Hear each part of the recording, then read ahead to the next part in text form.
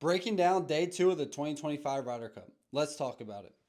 Now, the Europeans continue their dominant play against the Americans, and they extend their lead to 7 points, going up 11.5 to 4.5. But I tell you what, even though this thing's getting out of hand, today was still very intense and very entertaining. The first thing I want to highlight from today is Rory McIlroy. I mean, thank God this dude's a golfer, because if he played an American sport like basketball or American football, I mean, he might run out of the stadium crying. I'm being dead serious.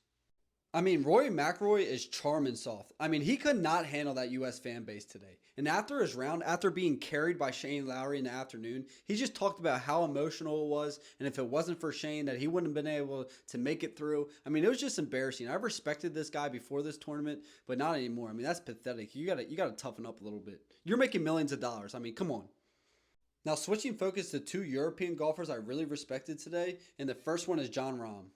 The first thing I like about Rahm is his overall personality. I mean, you can clearly tell when you're watching him out there that he's a very intense and tough dude. And then when you look at his morning foursome session, he was paired with Hatton, and they were going back and forth in a pretty good battle with Cantley and Schauffele. And he hits a nasty chip in on the eighth, and that gave his team, his squad, some momentum and got them the W at the end of the day. And then the next European I got to highlight is Victor Hovland. I mean, this dude, he's gotten criticism in the past for choking under pressure with his putts, but he hit some big time putts today. And he was in another battle. It was him and McIntyre versus Russell Henley and Scotty Scheffler. They were going back and forth, and he hit some huge putts down the stretch, and he was fired up all day, which I loved. And actually, one more European, because this guy's performance was just unbelievable, and that's Justin Rose. Now, looking at the American side of things, there's not too many things to highlight here, but I do want to talk about this pair right here, Bryson DeChambeau and Cam Young. I really liked how they played today. They played very well with each other, and they picked up a big-time point to start the day off for the Americans. Now, I do want to single out Bryson DeChambeau here, because when I'm watching this Ryder Cup, something that's really bothering me is the Europeans seem to have that like swagger to them. And Bryson DeChambeau is really the only one that looks like he's out there competing. And that's just me being honest. I mean, I could be wrong, but in my eyes, he looks like the only American out there really putting it on the line.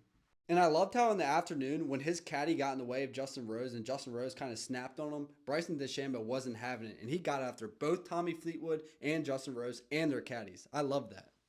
And then finally, JJ Spaun. Him and Schauffele were in a heated battle with Rahm and Straka in the afternoon. And on the 18th hole, JJ Spaun hits a beautiful shot, puts it right next to the cup, and picks up another point for the Americans.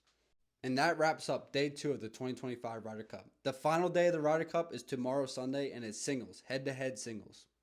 Go ahead and hit the follow button to stay up to date with the most recent sport events, as well as hear some of my favorite college football stories.